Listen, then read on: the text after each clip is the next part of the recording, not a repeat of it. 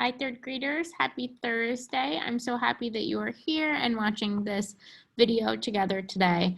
Let's go ahead and get started. Okay. You've all been working so hard in this unit of building a reading life. I have a little story for you, as I sometimes do, to kick things off today. I had a picnic dinner a couple days ago, and I noticed something interesting on that picnic. I had a pencil laying on my blanket because I was doing a little grading some homework, and I laid that pencil down. An ant tried to crawl over that pencil, as they sometimes do at picnics. Ants sometimes crawl over the place. The pencil was so huge, he walked up to it, tried to crawl over it, couldn't get over, and he just gave up and walked away. I was thankful he gave up and walked away, but I thought to myself, he didn't try very hard. He could have got over that pencil with a little bit of work. What does this make you think of, readers? I hope you're thinking to yourself, that ant did not have grit. I hope you remembered that word grit from our last lesson.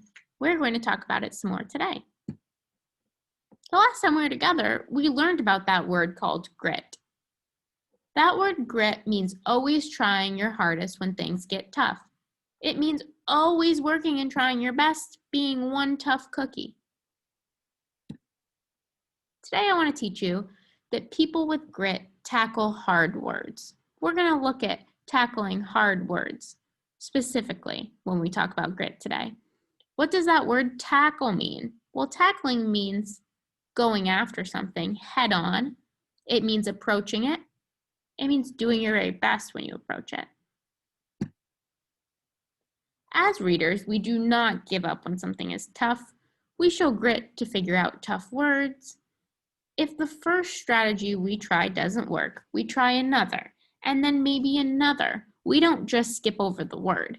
You all already know multiple strategies to solve words, to decode words, to figure out what those words mean. You've been working on this since kindergarten. You are prepared. Let's think of some strategies that can help us figure out tricky words. I know you can work to notice the letters and words and to help you solve, but sometimes authors leave us clues too. So there are other things that authors do to help us solve words. It's not just looking at the word and how it's spelt and chunking and unchunking like you have learned before, although those are important. The author helps us out too. We can think about the gist of the whole sentence. What word would make sense?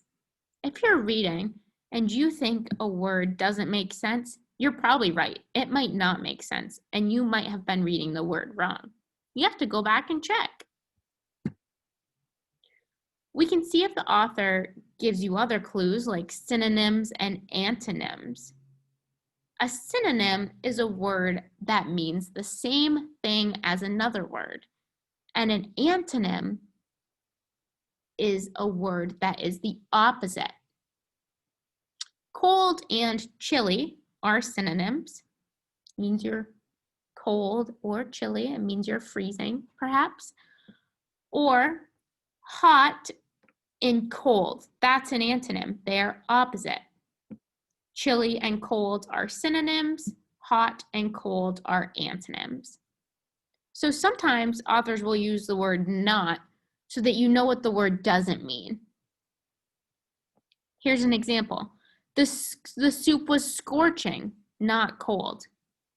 So we know that scorching means the opposite of cold because that word not tells us so. It's an antonym. We can look for an explanation from the author. Maybe the author just comes out and tells us what he means or what she means.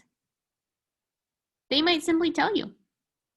And never forget to look at those pictures either. That's another tool and skill that you already have.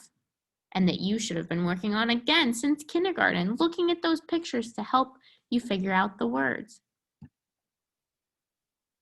So we have the gist, and we have synonyms, and we have antonyms, and then maybe the author will just explain it to us. We have to go searching for clues to figure out what words mean if we're trying to work hard, have grit, and really figure the words out. There's so many things that we can do to help ourselves. I want to show you an example from our book, Indian Shoes, of where the author explained what a word meant to us.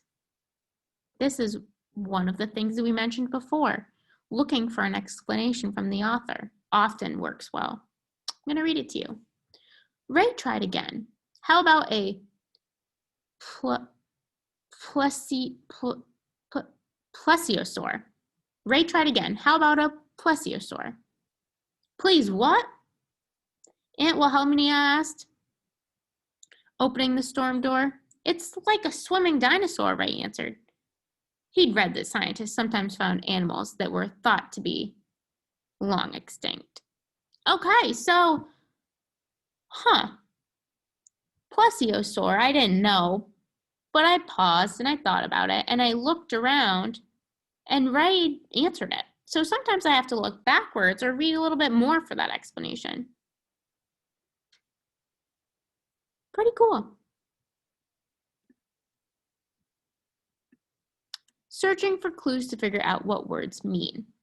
Here are strategies that we should already have. I'm gonna say them again just to make sure that you remember them and that you have worked on them in the past.